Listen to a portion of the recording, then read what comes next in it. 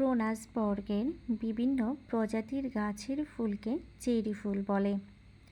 Cherry ফুল ফোটার সময় Japan সহ চীন, কোরিয়া, যুক্তরাষ্ট্র সহ বিভিন্ন দেশে চেরি উৎসব পালন করা হয়।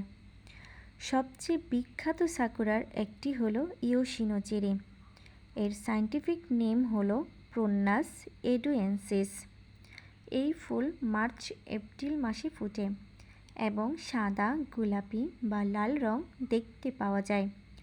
চেরি ফুল জাপানের জাতীয় ফুল এবং সাকুরা নামেই একটি পরিচিত, যা জাপানি সংস্কৃতি ও ঐতিহ্যের একটি অবিচ্ছেদ্য অংশ।